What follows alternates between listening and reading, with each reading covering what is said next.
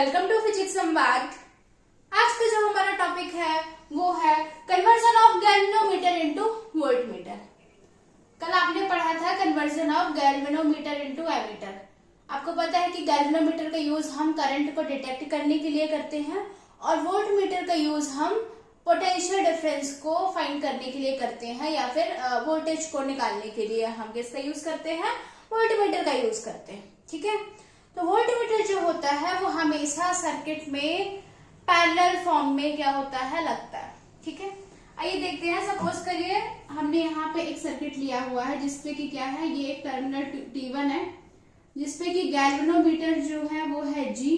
ठीक है, और यहाँ पे हमने अभी रेजिस्टेंस लिया हुआ है जो कि है आपका क्या, ये है आपका T1 और ये है आपका क्या, T2। ठीक है, फिर हमने यहाँ पे एक सर्किट लिया हुआ है, सर्किट पे हमने रेजिस्टेंस लगाया हुआ है। यहां से क्या होगा, बैटरी हमने ऐड किया सर्किट में, ये प्लस है ये माइनस है। यहां से सपोज करिए आई करंट क्या कर रहा है, फ्लो कर रहा है, तो यहां से लेकर यहां तक का हमें क्या निकालना है, पोटेंशियल डिफरेंस निकालना है।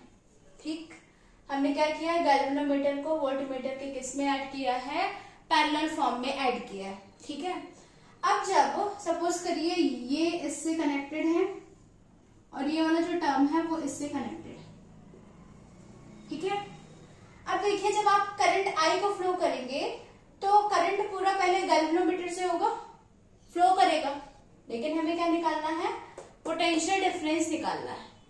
जब हम आई करंट फ्लो करेंगे तो गैल्वेनोमीटर से करंट फ्लो करेगा, तो यहाँ पर जो करंट होगा वो क्या होगा, मैक्सिमम होगा, और यहाँ पर जो करंट है वो क्या होगा, वो मिनिमम होगा। लेकिन हमें क्या करना है, पोटेंशियल डिफरेंस को फाइंड करना है। पोटेंशियल डिफरेंस को फाइंड करने के लिए हमें यहाँ पर क्या करना होगा, यहाँ पर हमें करंट मैक्सिमम चाहिए और यहाँ पर करंट हमें क्या चाहिए, मिनिमम चाहिए, है ना। तो यहाँ पर हम एक सीरीज फॉर्म में एक हाई रेजिस्टेंस को या फिर वेरी लार्ज रेजिस्टेंस को ऐड कर देते हैं। ठीक है, जब हम यहाँ पे वेरी लार्ज रेजिस्टेंस को ऐड करेंगे तो यहाँ पर क्या होगा, यहाँ पर करंट कम फ्लो करेगा और यहाँ पर करंट क्या करेगा, ज्यादा पहुंचेगा, जिससे हम पोटेंशियल डिफरेंस को फाइंड कर सकते हैं। ठीक है, तो यहाँ पर सबसे पहले क्या करेंगे, यहाँ पर एक और रेजिस्टेंस को जो कि वेरी लार्ज है,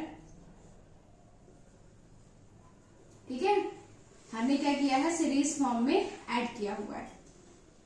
ओके, सपोज करिए यहाँ पर जो करंट फ्लो कर रहा है वो कितना कर रहा है, IG करेगा। ठीक, और यहाँ पर जो टोटल रेजिस्टेंस होगा वो क्या हो जाएगा, RG is equal to RG plus R हो जाएगा।